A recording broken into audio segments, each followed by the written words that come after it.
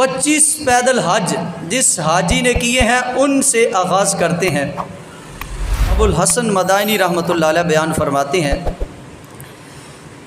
حضرت امام حسن، حضرت امام حسین رضی اللہ تعالی عنہما اور عبداللہ بن جعفر رضی اللہ تعالی عنہ، یہ تینوں بھائی چلے مدینہ شریف سے مکہ شریف کی طرف، چلے ہیں مدینہ شریف سے اور جا رہے ہیں مکہ شریف کی طرف۔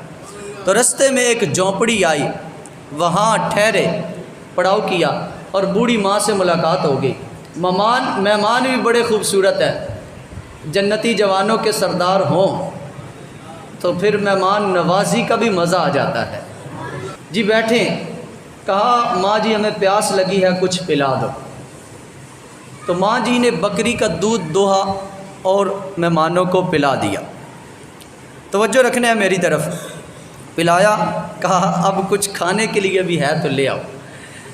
اب ایک ہی بکری تھی، اس کو ذبح کیا، اس کا گوشت بنایا، گوشت بنا کر ہانڈیاں بنائی، ہانڈیاں بنا کر دسترخوان لگایا، اور امام حسن بھی بیٹھے، امام حسین بھی بیٹھے، عبداللہ بن جعفر رضی اللہ تعالی عنہم، تینوں ہستیاں بیٹھی۔ پہلے دودھ نوش فرمایا، پھر کھانا تناول فرمایا۔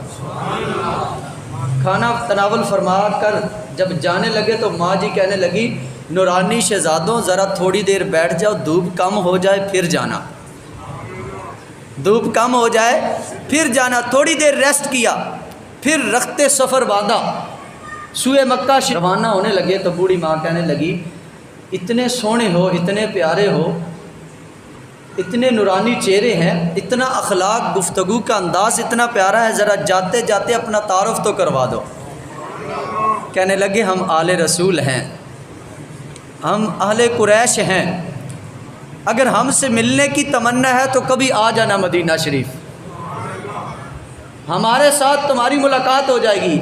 بڑا شکریہ ادا کیا، جزاک اللہ خیرہ کے الفاظ بولے اور کہا ماں جی بڑا شکریہ، دودھ بھی پلایا، گوشت بھی کھلایا، اور پھر بڑا محبت بھرے انداز میں تعاون بھی کیا۔ کہا ماں جی بڑا شکریہ، بڑی دعائیں دی۔ کہا اللہ آپ کو اس کا نعم البدل عطا فرمائے، ہم بھی آپ کے ساتھ تعاون کریں گے جب کبھی دوبارہ ملاقات ہوگی۔ حج ہو گیا، حج سے واپس آئے مدینہ شریف کی طرف، کچھ دن گزرے، بوڑھی ماں کا گزر ہوا مدینہ شریف۔ اللہ ہم سب کو مدینے لے جائے۔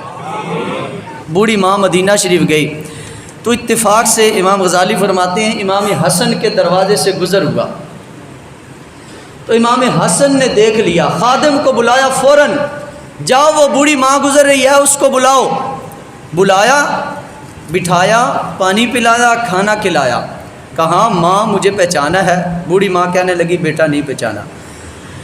فرمایا ماں جی وہ ہم حج پہ جا رہے تھے تو رستے میں تھا، میرا بھائی حسین تھا اور میرے کزن عبداللہ بن جعفر تھے، ہم آپ کی جھونپڑی میں ٹھہرے تھے، آپ نے دودھ پلایا تھا، گوشت کھلایا تھا۔ ماں جی کہنے لگا ہاں پتر یاد آ گیا، بیٹا یاد آ گیا۔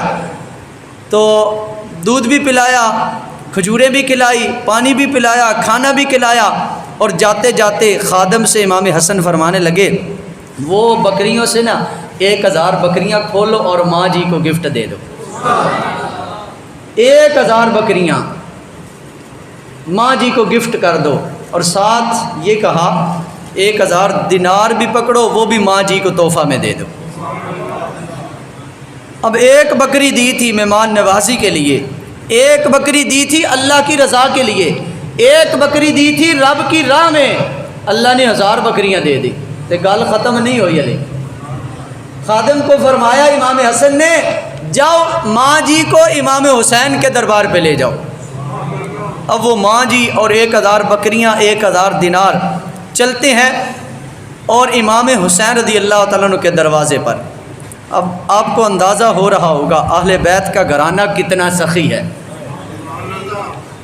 اہل بیت کتنا نوازتے ہیں، جن کے نواسے اتنے سخی ہیں ان کے نانا جی کتنے سخی ہوں گے۔ واہ کیا جود و کرم ہے شاہ بطحہ تیرا، نہیں سنتا ہی نہیں مانگنے والا تیرا، اور منگتے خالی ہاتھ نہ لوٹے، کتنی ملی خیرات نہ پوچھو، ان کا کرم پھر ان کا کرم ہے، ان کے کرم کی بات نہ پوچھو۔ اور اعظم چشتی بھی تڑپے اور قلم اٹھایا اور لکھ کے فرمایا ایک لفظ نہیں ہے جو تیرے لب پہ نہیں ہے۔ جب بھی مانگا ہے، جتنا مانگا ہے، جس انداز میں مانگا ہے، میرے آقا صلی اللہ علیہ وسلم نے اپنے غلام کی جولی کو بھر دیا ہے۔ اب امام حسین رضی اللہ تعالیٰ عنہ کے پاس بھیجا تو امام حسین مسکرا کر فرمانے لگے اہلا و سہلا مرحبا۔ دودھ پلایا، کھانا کھلایا، ماں جی دیاں تے موجیں لگ گئیاں، موجیں لگ گئیاں۔ پھر بٹھایا اور پھر خادم کو فرمایا جاؤ 1000 بکریاں اور لے کے آؤ۔ 1000 بکریاں دی اور پھر 1000 دینار بھی دے دیے۔ اور ماں جی کو کتنیاں بکریاں ہو گئیاں؟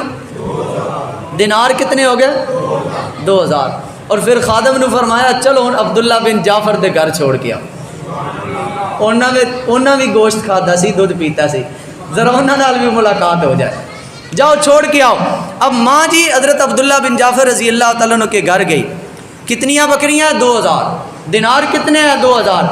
اب امام غزالی رحمۃ اللہ علیہ نے احیاء العلوم کے اندر لکھا ہے وہ ماں جی اور ان کا شوہر اتنے غریب تھے، اتنے غریب تھے، بکری کی مینگنیاں اٹھا کر خشک کر کے اور جو جانور ہیں ان کا گوبر خشک کر کے منڈی میں سیل کرتے، لوگ اس کی آگ جلاتے، پھر کھانا بناتے، اس انداز میں ان کا کاروبار تھا۔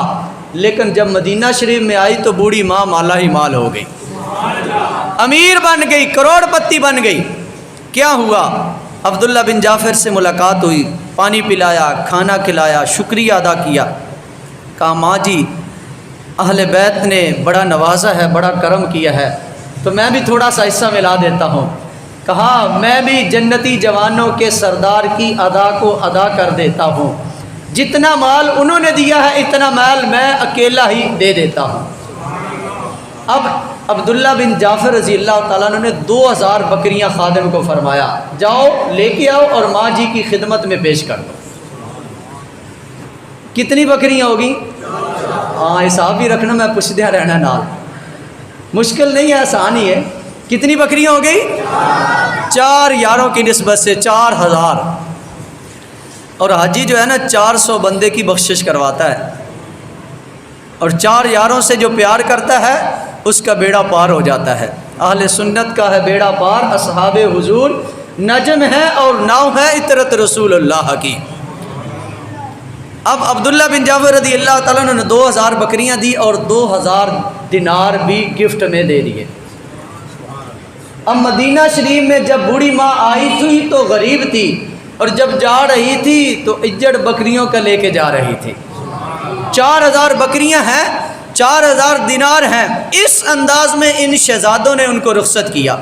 اب جنتی نوجوانوں کے سردار ہوں، ان کی سخاوت، ان کی مہمان نوازی اور ان کی محبت اور مدینہ شریف کا کرم اور فضل اتنا ہے کہ وہ بوڑھی ماں جاتے ہوئے کہنے لگی اللہ تھوڑا بھلا کرے، اللہ تھوڑی خیر کرے، قیامت تک تھوڑا ذکر جاری اور ساری رہے، جتنے سونے ہو، جتنا سونا تھوڑا خاندان ہے، جتنے سونے تھوڑے نانا جی نے، اللہ اتنا ہی زیادہ تھوڑے تے کرم فرمائے۔ پتہ ہے منگتے کو 10 روپے مل جائے تو کتنی دعائیں دیتا ہے، تو ماں جی کو تو اتنی زیادہ بکریاں ملی۔ تو یہ وہ خوش نصیب حاجی ہیں جن کو پانی پلایا گیا، جن کو دودھ پلایا گیا، جن کو گوشت کھلایا گیا، تو اللہ نے اتنا پھر کرم فرمایا۔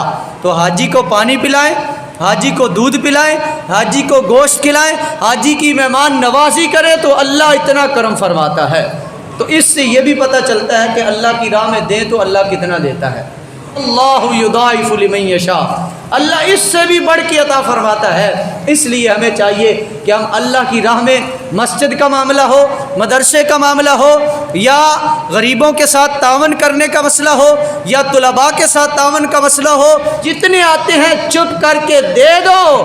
خدا کی قسم ہے اللہ اس کے صدقے سے تمہیں دنیا میں بھی مالا مال فرمائے گا اور میدان معاشر میں بھی جنت کے خزانے عطا فرمائے گا۔ اس انداز میں ہمیں اللہ کی راہ میں خرچ کرنا چاہیے۔ تو یہ ہے وہ خوش نصیب حاجی